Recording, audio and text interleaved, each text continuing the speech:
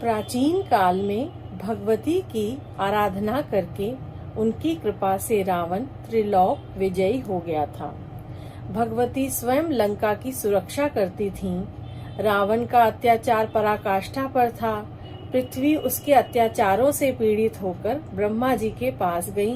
ब्रह्मा जी ने भगवान विष्णु से अवतार लेके रावण के अत्याचार का अंत करने की प्रार्थना की।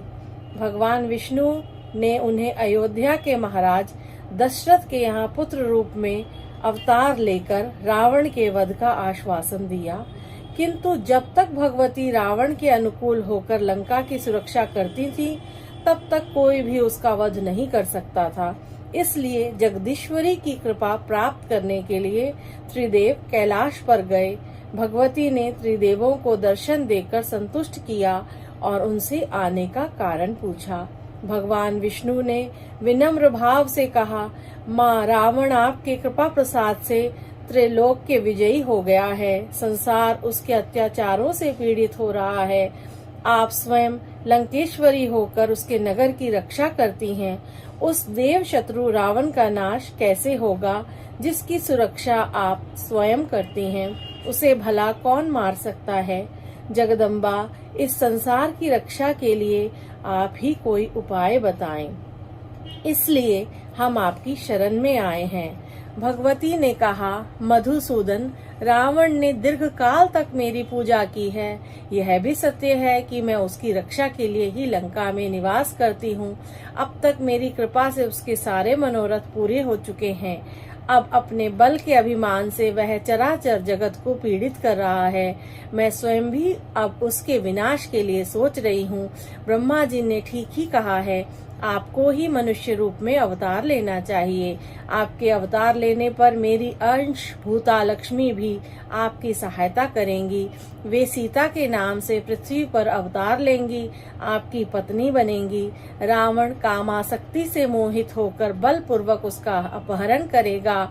उनके लंका में प्रवेश करते ही मैं उस दुष्ट आत्मा रावण का विनाश करने के लिए लंका का त्याग कर दूंगी। मधुसूदन, आपके अवतार लेने पर ब्रह्मा जी के पुत्र महर्षि वशिष्ठ आपको गोपनीय मंत्र प्रदान करेंगे। घोर संग्राम में उस गोपनीय मंत्र के प्रभाव से आप रावण पर विजय प्राप्त करेंगे।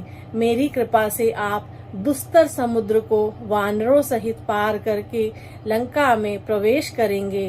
तात ब्रह्मा जी के बताए विधान से शरत काल में समुद्र तट पर मेरी मिट्टी की प्रतिमा बनाकर और वेदों से पूजा करके आप रावण को मारने में समर्थ हो जाएंगे। बंधु बांधवों सहित रावण का विनाश करके आप अपूर्व ख्याति अर्जित करेंगे।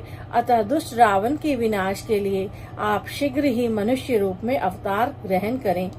भगवती का आश्वासन प्राप्त करके त्रिदेव अपने स्थान पर लौट आए। समय पर भगवान विष्णु का श्री राम रूप में अवतार हुआ। भगवती लक्ष्मी भी महाराज जनक के घर में परम सुंदरी कन्या के रूप में पृथ्वी तल पर अवतरित हुईं। भगवान श्री राम ने विश्वामित्र के साथ जाकर उनके यज्ञ की रक्षा की और राक्षसों का संहार किया। फिर भगवान श्री राम ने महाराज जनक के धनुष को तोड़कर सीता को पत्नी के रूप में प्राप्त किया। फिर पिता की आज्ञा स्वीकार कर वे 14 वर्ष के लिए वन में गए। वहां मोहवश रावण ने सीता का अपहरण किया।